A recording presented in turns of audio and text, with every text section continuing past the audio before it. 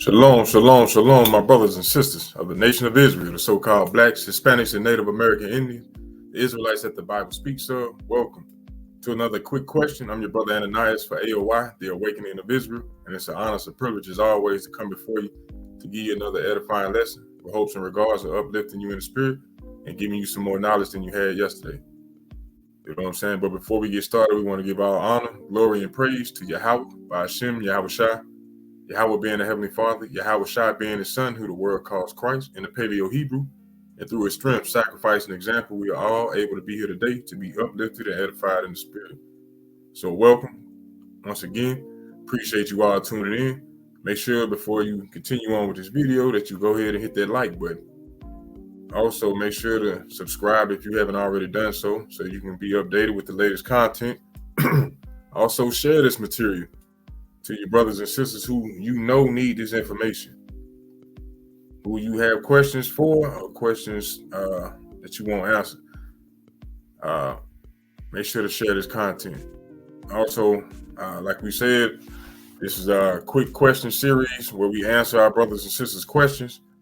So we encourage you all, if you have any questions that you're struggling with, trying to figure out an understanding of something, send us a message, comment in the comment section. You can go to the website as well and leave us emails. Just like you can see scrolling at the bottom of the screen, you can go to the email, send your questions to the email, and we'll make videos to help edify our brothers and sisters. All right. So moving on to today's question, it's going to be dealing with a question that was brought out a couple weeks ago, and it was asking, I'll read it. It says, Adam brought death into the world / humanity with his sin. Christ came so that his followers and those who believe in him and his name may have everlasting life and right to the tree of life. Is this only for our nation or all the children of Adam? According to 1 Corinthians 15:22. Well, all praises for our brothers and sisters even reaching out and asking questions, because that's how we learn. We ask questions. Throughout life growing up, whenever you wanted to know something, if you didn't have the answer, you asked the question. That's how we build. That's how we learn as a nation, So appreciate, once again, you all tuning in. And make sure that you're taking notes as well, because it's very important. But first, we're going to go to the book of James. Let's go to book of James, chapter 4. All right. And we're going to start at verse 2. All right. Make sure we're on the screen. All right. I'm going to go to the book of James, chapter 4, verse 2.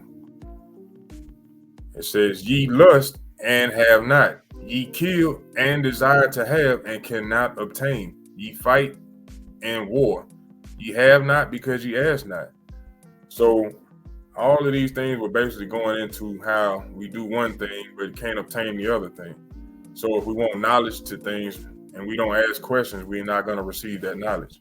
Verse 3, it says, Ye ask and receive not because you ask amiss, that ye may consume it upon your lust. A lot of times we ask questions or ask things just for a personal gain, for things that are not going to build us up or build our nation up. Things that we don't need, those are the things that we ask for, But the Lord is saying, ye ask and receive not.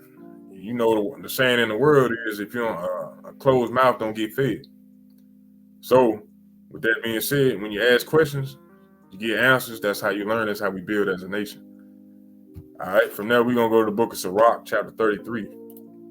The book of Sirach, or Ecclesiasticus, chapter 33. We're going to go to verse 17.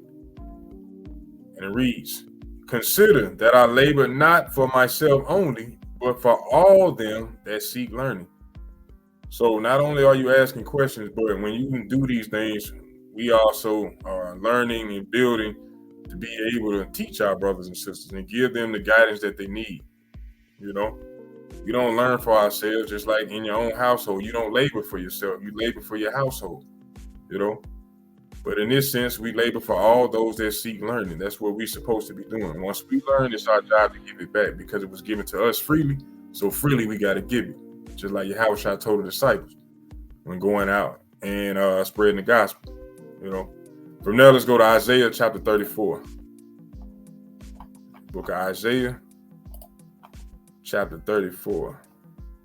And we're going to go to verse 16. Isaiah 34 and verse 16. And it reads, "Seek ye out of the book of the Lord and read. And read. No one of these shall fail. No one of these shall fail. None shall want her mate, for my mouth it have commanded, and his spirit it have gathered them." So the Lord is telling us, when we want to know something, we got to seek ye out of the book of the Lord and read. You know, knowing that the things that are written will not fail. So when he's speaking, it's going to do what it was commanded to do. You know. So the Lord said, when you want to know something, seek ye out of the book and read. Now, when you're reading in the book and you don't understand, that's where you got to ask questions. Just like when you read in the New Testament, when he rode up on the guy on the carriage, paraphrase, can't even think of the name right now, but he asked him, "Do you understand what you read?" And he said, "How can I unless some man teach me?" So we have to read out of the book. And he couldn't understand it, the guy that was reading it. And he asked him, "Do you understand what you're reading?" He didn't have the answer, but he said, "I need somebody to help guide me." So when we come short or when we come to complex questions or whatnot, they may prevent us from moving forward in this walk, in this truth. It makes sense for us to reach out. And all praise to the brother and sister that reach out to ask these questions week in and week out. So from there, we're going to go to Wisdom of Solomon, chapter 2, verse 23. Getting into the lesson now. Just wanted to bring that out to establish a few things. We're going to go to the book of Wisdom of Solomon, chapter 2. We're going to go to verse 23. Wisdom of Solomon, chapter 2, verse 23. And it reads, "For God created man to be immortal and made him to be an image of his own eternity." So yes, Adam was created to live forever, to be immortal, in the image of the Most High. All right, verse 24. "Nevertheless, through envy of the devil came death into the world, and they that do hold of his side do find it." So the question was stating, Adam brought death into the world, or / humanity, with his sin. So his sin was basically chasing after being envious of the devil, of that spirit, you know. And it says, "Christ came so that his followers and those who believe in him and his name may have everlasting life and right to the tree of life." Is this only for our nation, meaning the nation of Israel, or for all the children of Adam? Well, we understand that the Most High created man to be immortal, but envy came because, or through envy, death came, excuse me. But let's move on to 2nd Ezra. So we understand that man's purpose was to be immortal, to be here forever, but that didn't happen. So let's go to the book of 2nd Ezra, chapter 3, and we're going to go to verse 4. We'll get a little read in right quick, but it's something that's necessary. The book of 2nd Ezra, chapter 3, verse 4. And it reads, "O Lord, who bearest rule, thou spakest at the beginning, when thou didst plant the earth, and that thyself alone, and the commandedest the people, and gavest a body unto Adam without soul, which was the workmanship of thine hands, and didst breathe into him the breath of life, and he was made living before thee." Understand it. So before the earth was made, he put Adam together. You see that? Or once the earth was planted, he put Adam together.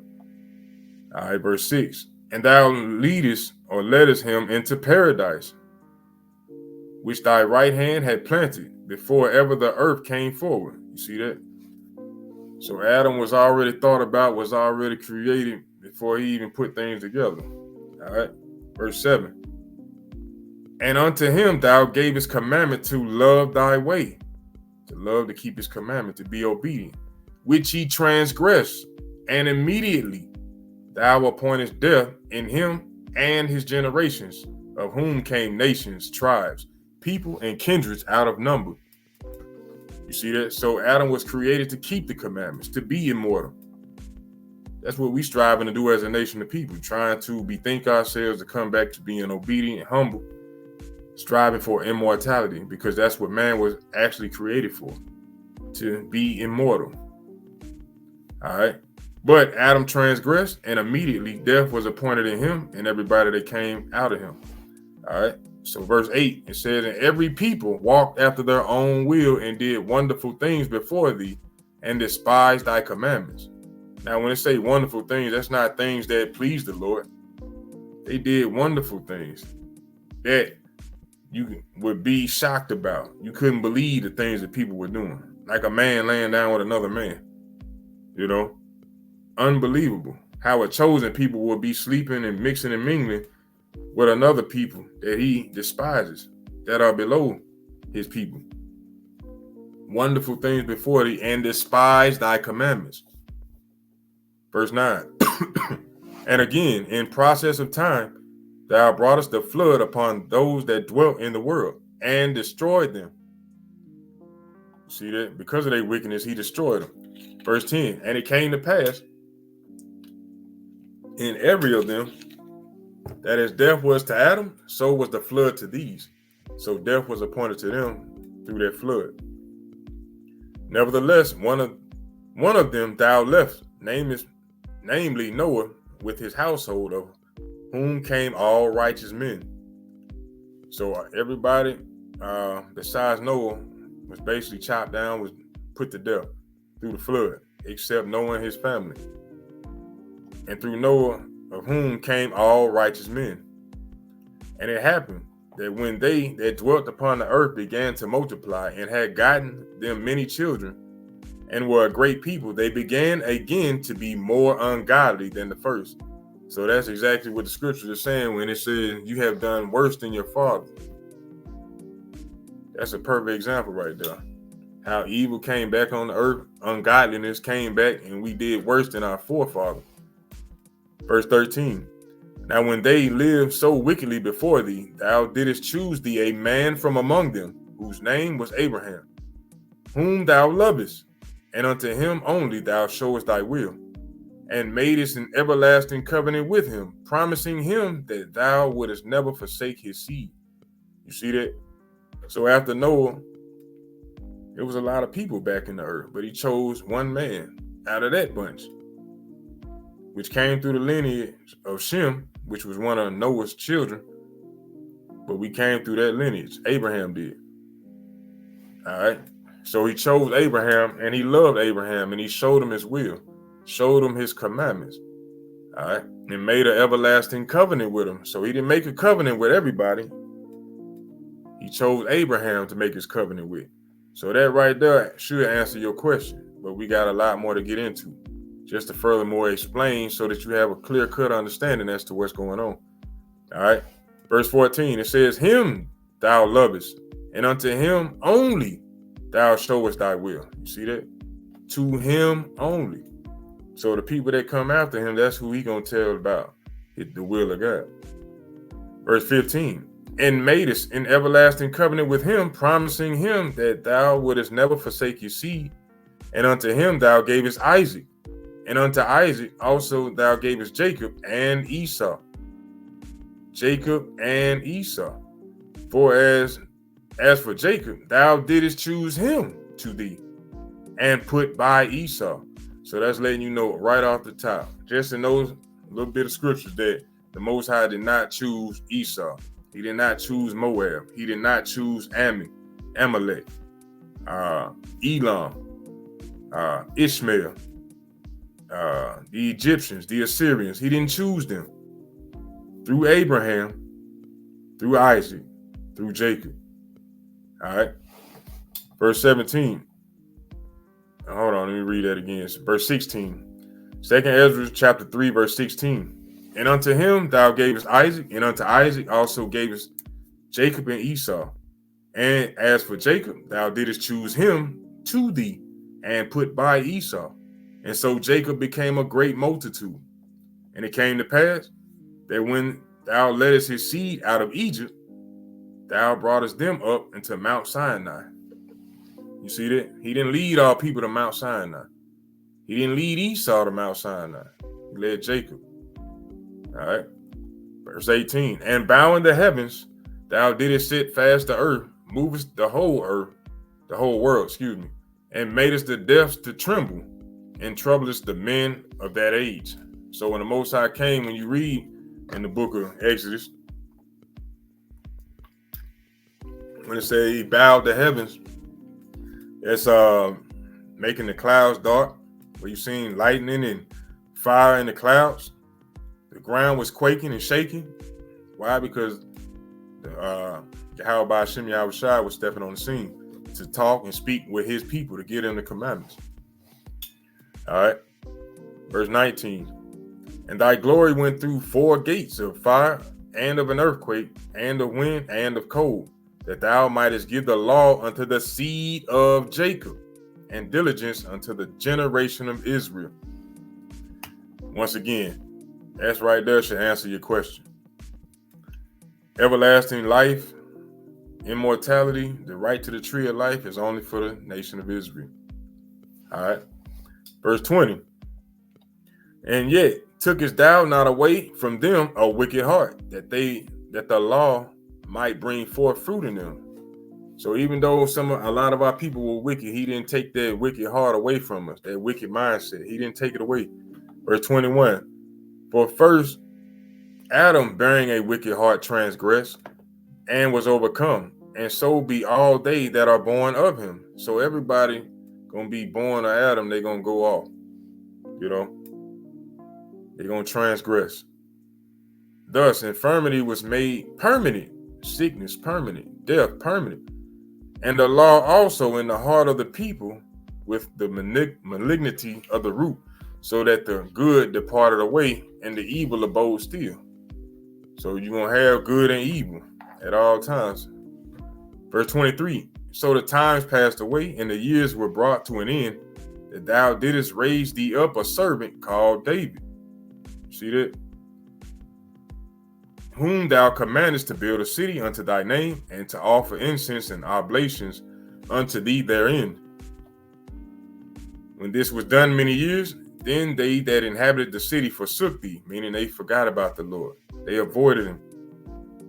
And in all things did even as Adam and all his generation had done, for they also had a wicked heart, meaning a deceitful, a wicked, an evil heart, a rebellious heart, as our people are today. Verse 27. And so thou gavest thy city over into the hands of thine enemies. So the Lord is not going to give everlasting life or the right to the tree of life or immortality to his enemies or our enemies. That makes no sense. All right. Verse 28. And their deeds then any better that inhabit Babylon, that they should therefore have the dominion over Zion. But when I came thither, I had seen impieties without number. Then my soul saw many evildoers in the 13th year, so that my heart failed me. So this is the prophet Ezra speaking. He said, for I have seen how thou sufferest them sinning, and has spared wicked doers, and has destroyed thy people, and has preserved thine enemies, and has not signified it. You see that? So Ezra is looking around. He's like, Lord, I see that you punishing your own people. You giving us over into the hand of our enemies. They are in our land right now. They're ruling over us. They have us in captivity, but you're sparing them. You said, I do not remember how this way may be left. Are they then of Babylon better than they of Zion? And that goes for us being in America today. Babylon the Great. Are they any better than us of Zion? Even though they try to present themselves to be holy when they wicked as hell? Or is there any other people that knoweth thee besides Israel? Or what generation have so believed thy covenants as Jacob? As yet their reward appeareth not, and their labor have no fruit. For I have gone here and there through the heathen, and I see that they flow in wealth and think not upon thy commandments. You see, these other nations flow in wealth, they ruling this world, but they don't keep the commandments. Meanwhile, we being punished as a nation. We're on the bottom, even though we're the greatest people that ever walked the planet. But because of our disobedience, we being ruled over, and the other nations are flowing with wealth. Meanwhile, we're in poverty. Verse 34 says, weigh thou therefore our wickedness in the balance, and theirs also that dwell in the world. And so shall thy name nowhere be found but in Israel. Or when was it that they which dwell upon the earth have not sinned in thy sight? Or what people have so kept thy commandments? Thou shalt find that Israel by name have kept thy precepts, but not the heathen, not the other nations, but only Israel gonna keep his commandments. Now, we read all that to show you that Adam transgressed and death came into the world, but Israel was chosen. Israel was given the law through the lineage of what? Abraham, Isaac, and Jacob. Esau was put by. He was passed by. He was overlooked. And the covenant was given to Jacob, who we are, who we descend from. The 12 tribes of Israel, who have been scattered worldwide for our disobedience through the curses. But we want to go to the book of Editions of Esther right quick. As also in the Apocrypha, for those who don't know. You can download it, you can purchase it. But nonetheless, let's go to the Editions of Esther, chapter 10. We're going to start at 7. And it said, and the two dragons are I and Ammon, meaning Haman. And the nations were those that were assembled to destroy the name of the Jews. The Jews are the southern kingdom. Judah, Benjamin, Levi. We got the name Jew. It's short for Judah, but we got that name after we came out of the Babylonian captivity. All right. So it says the nations were those that were assembled. You see that? And the nations, key word, the nations, plural, more than one, were those that were assembled to destroy the name of the Jews. You can read about that in Psalms chapter 83, when they came together to destroy our name, destroy us as a people. Verse 9, and my nation is this Israel. This is Mordecai speaking. He said, which cried to God and were saved, for the Lord have saved his people. Not all people, but his people. And the Lord have delivered us from all those evils. And God have wrought signs and great wonders, which have not been done among the Gentiles. You see that? So a lot of times our people will get the mindset to think that they're a Gentile. When really, when we're not keeping the law, statutes, and the commandments, we have a Gentile mindset. We have a heathenistic mindset, a rebellious mindset. Let me show you what Gentile actually means. This is the Zondervan Compact Bible Dictionary, and page 195. Gentile, usually it means a non-Israelite people. But our people, like the Northern Kingdom, when the kingdom split and they were heavy into idolatry, and the Lord told us to leave them alone, they had a Gentile mindset. That's why when you read in the New Testament, he's telling the disciples, don't go into the way of the Gentiles. You know, don't go to where the Northern Kingdom at. Go to where Judah is at. The Jews are at. So Gentile, usually it means a non-Israelite people. Usually. Majority of the time when you read in the book of Hosea, when it's talking about the Gentiles, it's talking about, or in the New Testament, it's talking about us having a Gentile mindset, not keeping the commandments, being heavy in idolatry. Just wanted to bring that out right quick. But going back to the Editions of Esther, chapter 10, you see, I'm going to start at verse 9 again. And my nation is this Israel, which cried to God and were saved. For the Lord have saved his people, and the Lord have delivered us from all those evils.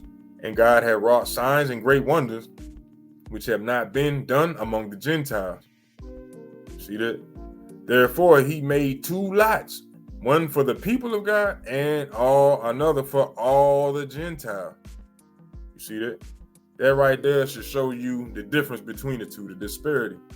He made two lots, one for the people of God, one road for us to travel, and another for all the Gentiles. Not some of them, but all of the Gentiles. You got the road of the hero, the star of the movie, and you got a road or a lot for those of the other nations of the Gentiles. Verse 11, and these two lots came at the hour, at the time, and the day of judgment before God among all nations. So God remembered his people and justified his inheritance. You see that? So two lots for Israel and for the other nations, for the Gentiles. So let's go to the book of Matthew right quick. Excuse me. So we understanding already, answering this question, that yes, salvation is only for the nation of Israel. Everlasting life is for only the nation of Israel.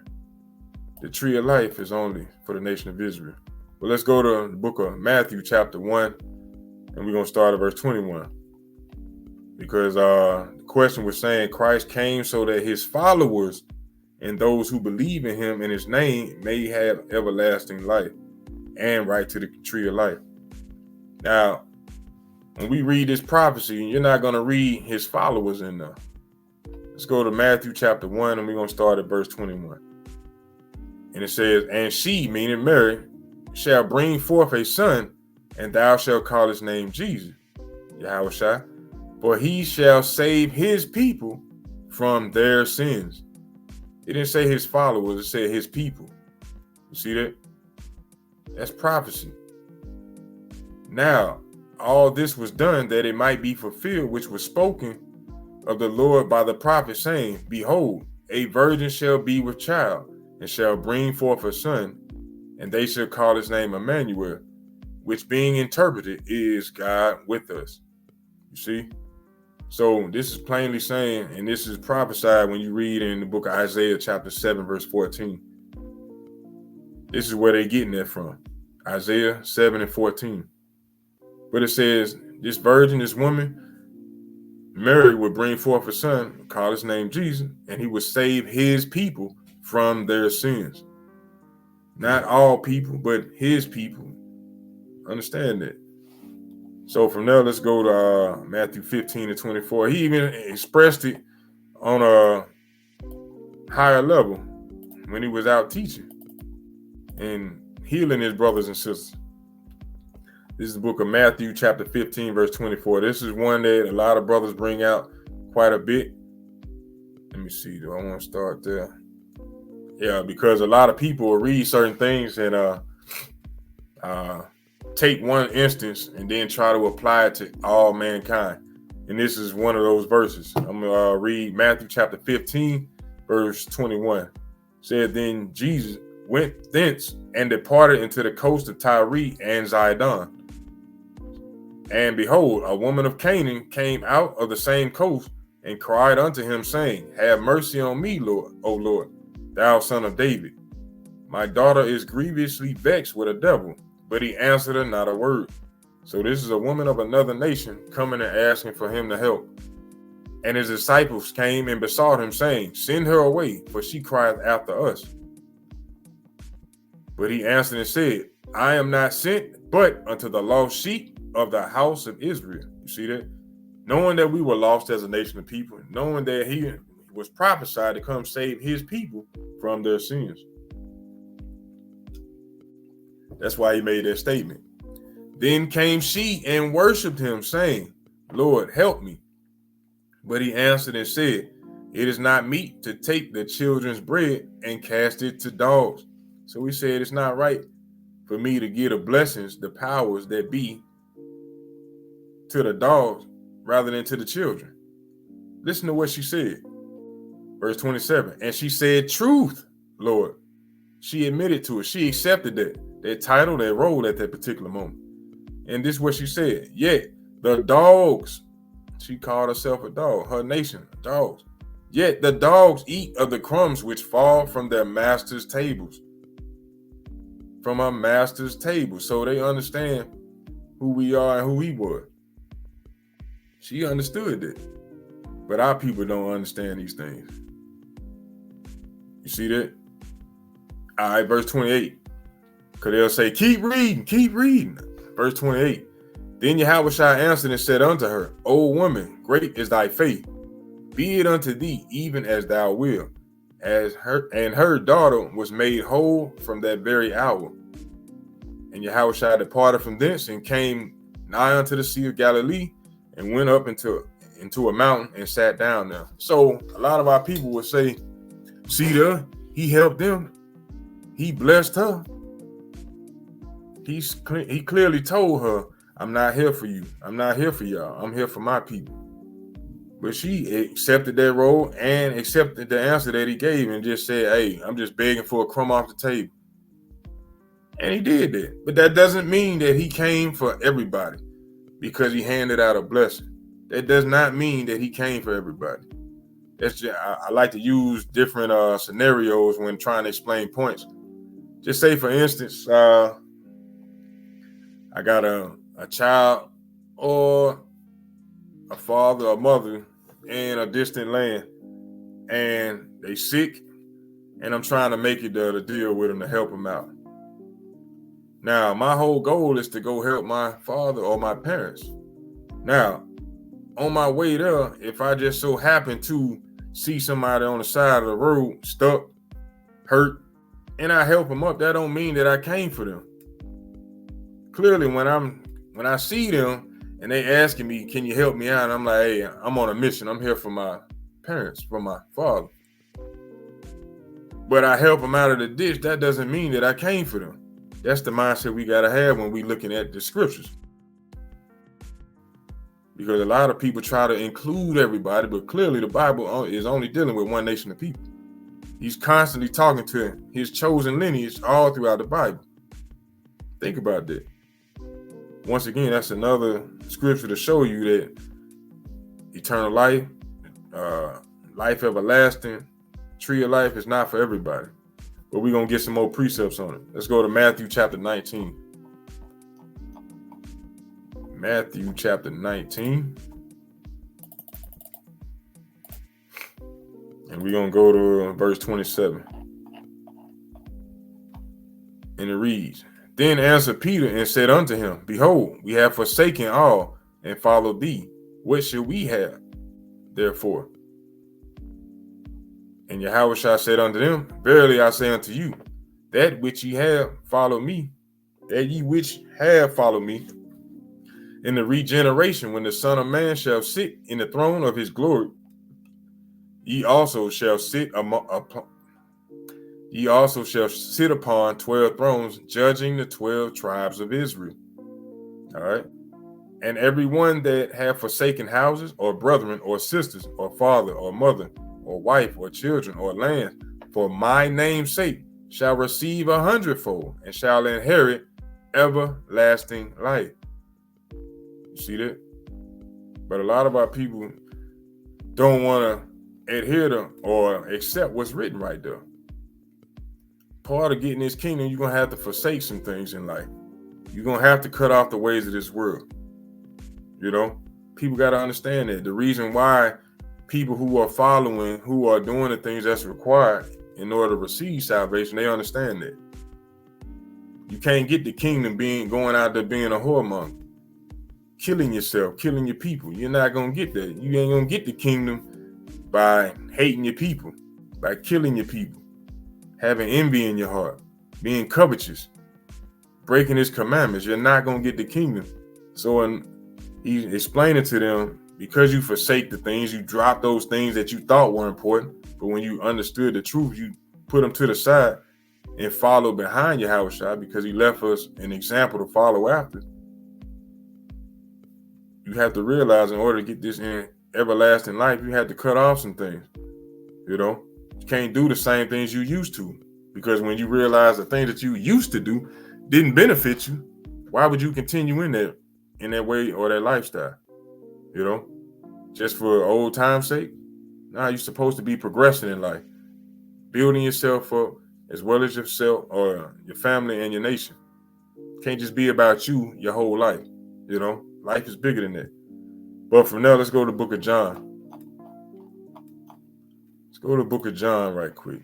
Get some more understanding for our brothers and sisters who ask questions and have need of answers. Let's go to the book of John, chapter 10, and we're going to go to verse 24. And it reads, Then came the Jews round about him and said unto him, How long doest thou make us to doubt? If thou be the Christ, tell us plainly. Yahweh shall answer them, I told you, and ye believe not. The works that I do in my Father's name, they bear witness of me. But ye believe not, because ye are not of my sheep, as I said unto you. My sheep hear my voice, and I know them, and they follow me.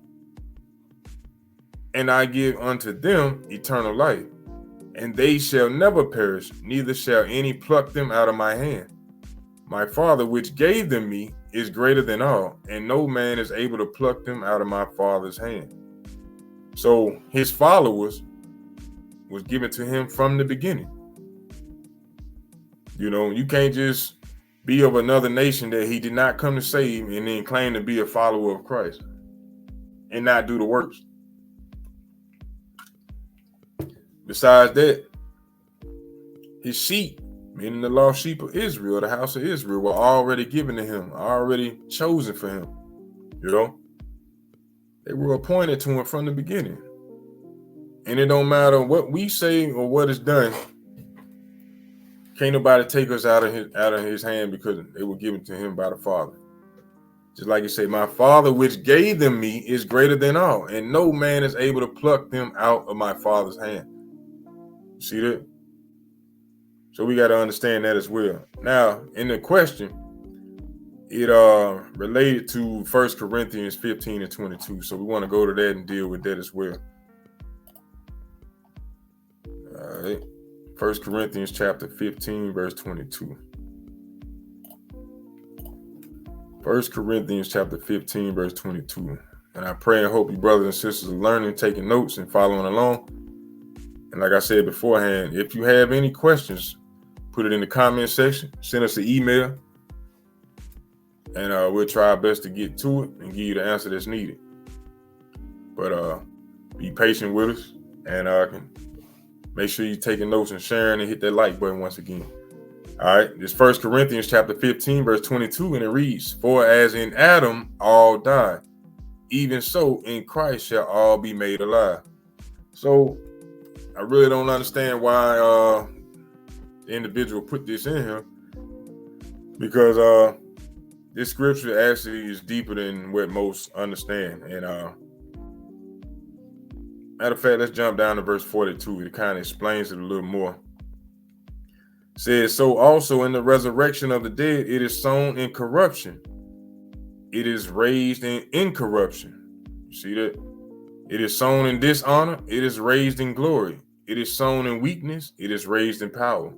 You see how it's an equal balance to everything? The yin and the yang.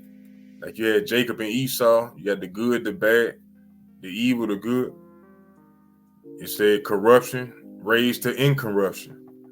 Sown in dishonor, raised in glory. Sown in weakness, raised in power. Verse 44, it is sown a natural body. It is raised a spiritual body. There is a natural body and there is a spiritual body. You see that? And so it is written, the first Adam was made a living soul. The last Adam was made a quickening spirit. So what you're talking about right there is basically rebellion, obedience, the earthly versus the spiritual. You see that? So when it come down to talking about Adam, is salvation or everlasting life and the right to the tree of life, is this only for our nation or all the children of Adam? It's for the nation of Israel. It's for the nation of Israel. There's no getting around it. It's for the nation of Israel. It's not for all men. Even though all come out of Adam, it's not for all people. You see that? Let's keep moving. Let's go to the book of Baruch, chapter 4, verse 1. Book of Baruch, chapter 4, verse 1. And it reads, "This book of the commandments of God and the law that endureth forever, all they that keep it shall come to life, but all that leave it shall die." So in order to be living a life, you got to keep these commandments. Why? Because the law endureth forever. You see, these other nations, they're not going to keep these commandments. They're not. It's for us to do so. Once we do it, then we will teach them to do so. But they will still be serving us at the end of the day. That's what they were ultimately created for. But when we went off, they were used to punish us, as we read earlier. All right. So from there, let's go to Sirach chapter 19 and 19. Sirach, or Ecclesiastes chapter 19, verse 19. And it reads, "The knowledge of the commandments of the Lord is the doctrine of life. And they that do these things that please him shall receive the fruit of the tree of immortality." So that's how you get everlasting life. That's how you have right to the tree of life, by keeping the commandments. That's how you get immortality. But if they will not do these things, hey, the other nations, they ain't programmed to do so. We as a nation, the chosen one, the small remnant, that 1/3, we would be the only ones who would keep those commandments. Because as it's written in Zechariah, 2/3 of our people ain't going to keep these commandments. Just like the other nations, they're not going to keep these commandments. All right. So from there, let's go to the book of Revelation, chapter 21. I'm going to show you something else right quick. Book of Revelation, chapter 21. We're going to start at verse 1.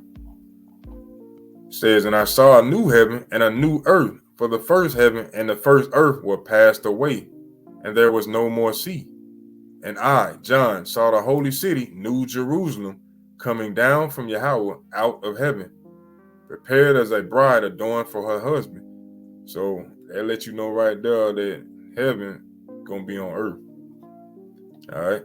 Verse 3, "And I heard a great voice out of heaven saying, Behold, the tabernacle of Yahweh is with men, and he will dwell with them, and they shall be his people, and God himself shall be with them and be their God." Talking about Israel. See that?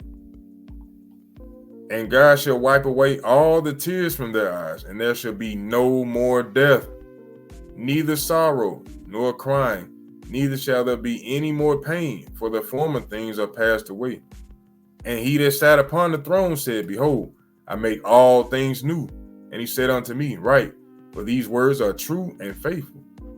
Once again, all we just read is all these things pertain to the nation of Israel. Even though anybody can read it right now, it was written to us. They stole everything from us. All right. Verse 5. "And he that sat upon the throne said, Behold, I make all things new. And he said unto me, Write, for these things are true and faithful. And he said unto me, It is done. I am Alpha and Omega, the beginning and the end. And I will give unto him that is athirst of the fountain of water of life freely. He that overcometh shall inherit all things. And I will be his God, and he shall be my son." See that? "But the fearful and unbelieving and the abominable and murderers, whoremongers, sorcerers, idolaters, and all liars shall have their part in the lake which burneth with fire and brimstone, which is the second death." You see that? So he just reiterated right there that these individuals who break the commandments will not be receiving eternal life, immortality. They will not be seeing that kingdom coming down, that New Jerusalem. Verse 9, "And there came unto me one of the 7 angels which had the 7 vials full of the 7 last plagues, and talked with me, saying, Come hither, I will show thee the bride, the Lamb's wife. And he carried me away in the spirit to a great and high mountain, and showed me the great city, the holy Jerusalem, descending out of the heaven from God, having the glory of God, and her light was like unto a stone most precious, even as a jasper stone, clear as crystal, and had a wall great and high, and had 12 gates, and at the 12 gates 12 angels, and names written thereon, which are the names of the 12 tribes of the children of Israel. So what did we just read right there? That the kingdom is coming to earth, there will be no more death, no more tears, no more pain for us. And also that the kingdom is for us. That it got 12 gates with 12 angels with 12 signs that are written for the children of Israel, the 12 tribes of Israel. So once again, that's letting you know that, yes, everlasting life and the right to tree of life is only for the nation of Israel. It's not for all the children of Adam. All right. From there, let's go to the book of Luke, chapter 19. The book of Luke, chapter 19. And we're going to go to verse 27. And it reads, but those mine enemies, which would not that I should reign over them, bring hither and slay them before me. So this is Yahushua speaking, saying those who don't want him to rule over him, bring them and they will be slain before him. See that? So those individuals who don't want to serve Yahweh by Hashem Yahushua, they're going to be put to death. But as far as us as a nation, it will not be any more death. The covenant, the laws will be in our inward parts. We will know him. We will know the way. We will know how to walk. That 1/3, they're going to come back to keeping these commandments. You know, they will be made right. So we will not be being put to death. But the other nations, oh yeah, when they don't want to keep these commandments, they're going to be put to death. Understand that. All right. From there, let's go to 1 Peter 2:1.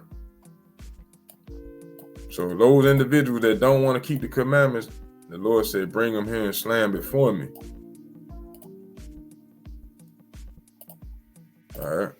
Let's go to 1 Peter chapter 2, verse 21. And it reads, for even hereunto were ye called, because Yahushua also suffered for us, leaving us an example that ye should follow his steps. So he left us an example on how to keep the commandments and how to faith. When you read the scriptures, Yahushua was constantly praying without ceasing. Get up early, he praying. They don't know where he at, he praying. Before that final hour came, before he was crucified, he was praying. Who was he praying to? To the Heavenly Father, having faith in him. You know, showing us an example how we're supposed to live our life. Was he out there chasing women? No. He was about his Father's business. He was learning. He was building himself up. Just like we are in these last days in this truth. Learning to build ourselves up so that we can follow the example that he left us. Let's go to the book of Revelation chapter 22 and 14. So we gonna call ourselves his followers. We got to be doing the things that he actually did while he was here. Because he came and he left us an example. Now, we don't want to follow in his steps. We doing ourselves a disservice. Then we really can't call ourselves true followers of Christ or Yahushua. Let's go to Revelation 22:14. Because the brother made reference, or the sister made reference to this verse. Revelation 22:14, it says, blessed are they that do his commandments, that they may have right to the tree of life and may enter in through the gates into the city. So a blessed individual will be those individuals who do his commandments. That's how you get right to the tree of life. The other nations, once again, they are not programmed to do so. 2/3 of our people are not programmed to do so. So they're not going to get the right to the tree of life. Sorry to say, but hey, that's part of it. You got to accept these things. You got to separate. You know, once again, verse 15, it says, for without are dogs. Now, when he was speaking to that woman of Canaan, didn't he call them dogs? The ones who keep the commandments, they will have right to the tree of life and may enter in through the gates into the city. For without, meaning on the outside, are dogs, sorcerers, or meaning those individuals who will not get in, dogs, sorcerers, whoremongers, murderers, idolaters, whosoever loveth and maketh a lie. Them individuals ain't getting into the kingdom. So the other nations, they ain't getting in the kingdom. They're not going to be in the rulership status that we are in. Understand that. From there, let's go to Revelation chapter 14, verse 12. Revelation chapter 14, verse 12. And it reads, here is the patience of the saints. Here are they that keep the commandments of God and the faith of Yahushua. So this is why we strive to do what we do, to get immortality, life everlasting, right to the tree of life, to the kingdom, to be able to dwell and rule with Yahushua, Yahweh Ba'Shem Yahushua. That's the patience of the saints. Who are the saints? The children of Israel.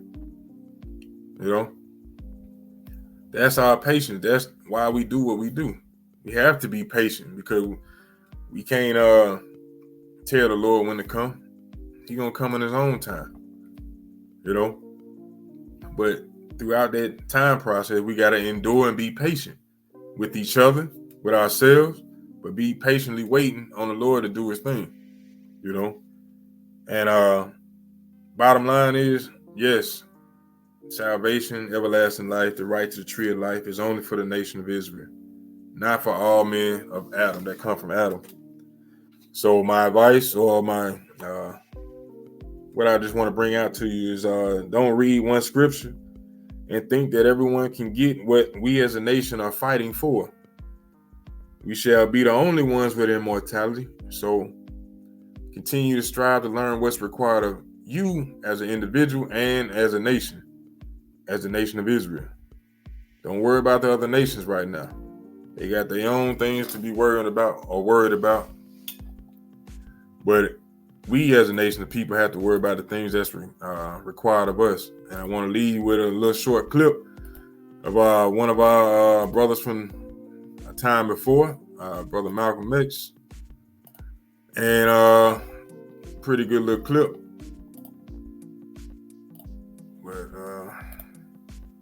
this is for fair use, just to edify our brothers and sisters, educational video. But nonetheless, I'm gonna play this. Let me turn up the volume right quick. All right. Turn this sound off right quick. Bear with me, Israel.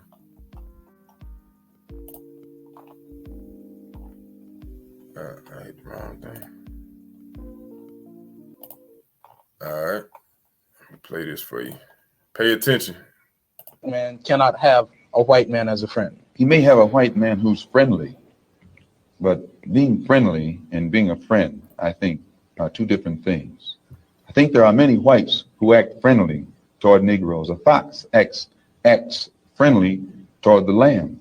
Mm-hmm. And usually the fox is the one who ends up with the lamb chop on his plate. Mm-hmm. The wolf doesn't act friendly, and therefore the wolf has more difficulty in getting the lamb chop in his plate.